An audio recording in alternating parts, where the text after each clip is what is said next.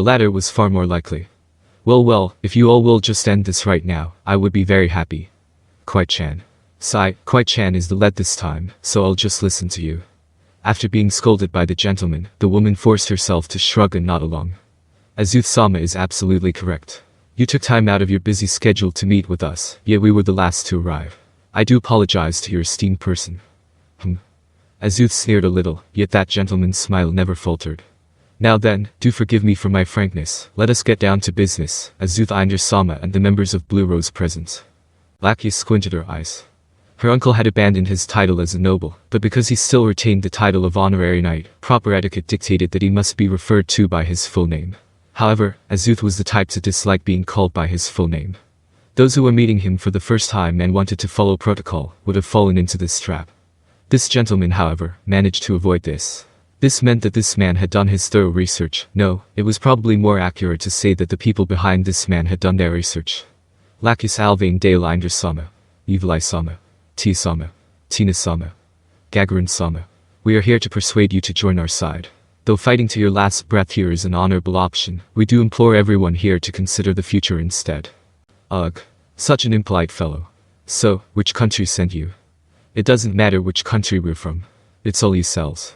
Suddenly, a hand appeared from behind the woman and covered her mouth. No way. Tia and Tina drew their weapons in surprise. Behind the woman stood a man wearing an odd outfit.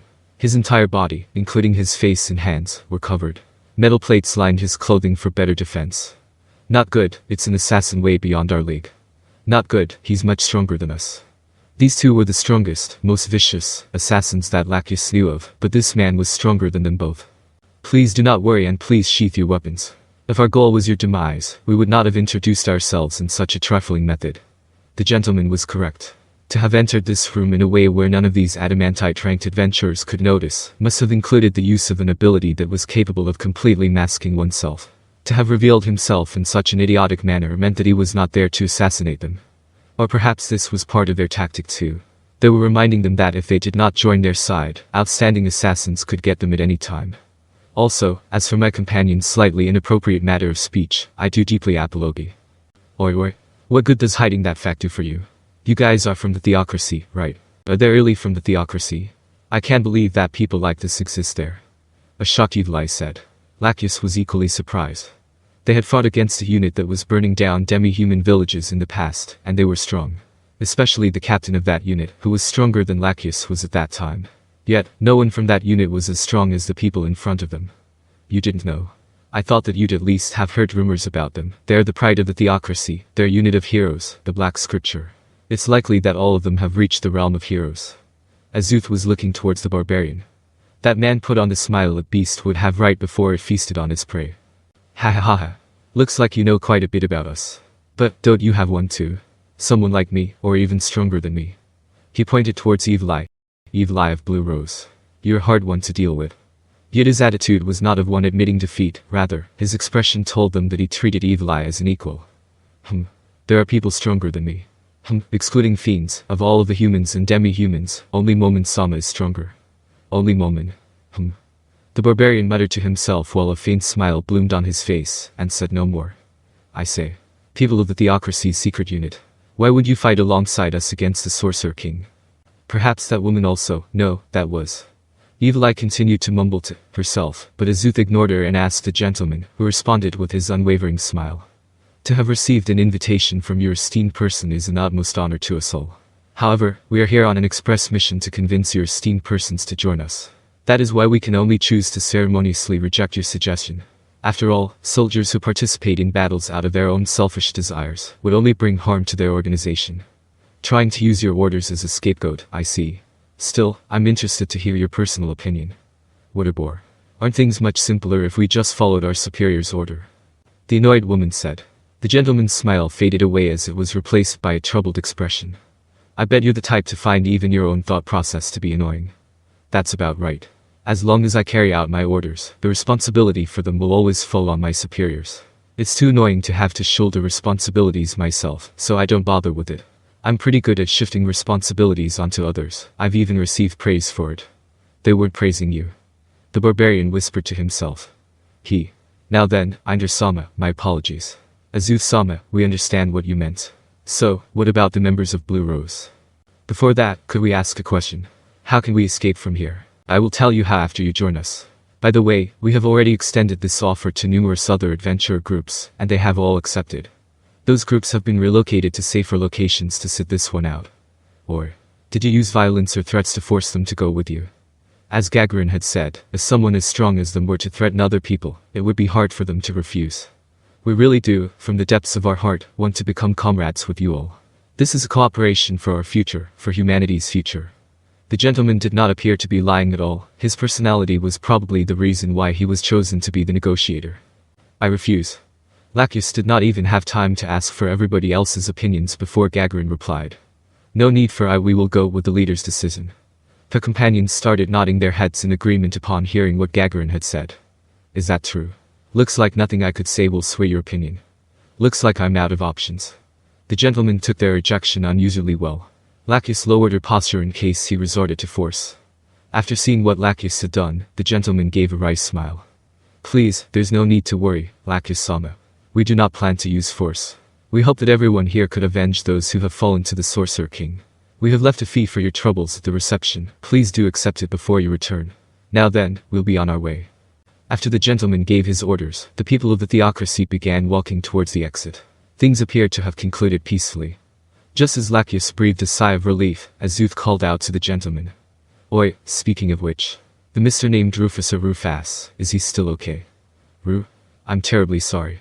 Our country spans a vast area, so I do not know who you are referring to. If you could be a bit more specie. Ah, is that so? I suppose it's only natural for people of your rank to not know him by name after all. So, how do you guys usually address that undead? Millard or something? Every member of the Black Scripture was stunned and were subsequently filled with malice. The entire room was suddenly overflowing with an aura of bloodlust that made them feel as though combat was about to break out at any moment. The gentleman was the first to make a move. He extended both arms to stop the people behind him. Chan, what is wrong? Are we not killing them? The gentleman stared at Azuth with cold, unmoving eyes, and calmly replied to the woman. He's bluffing. Do not move of your own accord. This is an order. The bloodlust that emanated from them disappeared as fast as it had appeared. The gentleman's cold-eyed stare remained on Azuth. Though I am extremely curious to find out the extent of your knowledge on this matter. I will report this to my superiors. Everybody, it's time for us to leave. The members of the Black Scripture did not lower their guards as they walked out the room, but maintained the attitude that if Lakyus's group was to take any sort of action, they would retaliate in kind. After a while, after Lakyus was certain that the Black Scripture had left already, she started ranting at Azuth. Uncle, you're the weakest of us all. Please stop provoking other people. Ha. Indeed, that was pretty dangerous. I did not expect them to antagonize us that hard. If it weren't for that man with the fake smile, I would have been dead. They were probably thinking something along the lines of, rather than dirty our own hands, it'll be more beneficial if we let the Sorcerer King have his fill first before we have yours or something. Though I doubt we were worth that kind of consideration. Lakyus intentionally directed her sight towards Azuth, who had been laughing loudly. Was that really the case? Her uncle had revealed to the Black Scripture that he had some sort of crucial intel on the theocracy. It would not have been unusual for them to kill him to prevent that intel from getting into the Sorcerer King's hands. The other probable outcome would have been for them to kidnap him to interrogate him or use magic to get the intel out of him. The root of the issue was why her uncle had let the theocracy know that he had that kind of intel. If he had not done so, the conversation would have concluded with nothing else happening. Why would he intentionally burn himself? Azuth was not someone who couldn't see the bigger picture.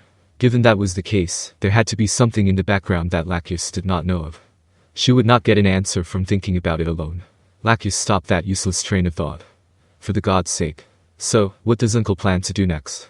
I plan to wait till the Sorcerer King's army made its way here. The big boys up there seem to be planning to send soldiers to the neighboring territories to take formations. To be honest, I don't think they have a chance of victory. The Sorcerer King and his lackeys will come here sooner or later. You're not strong enough to trade blows with him, just run away. He had made his intentions clear. Even so, I will not abandon this city to run away. Uncle.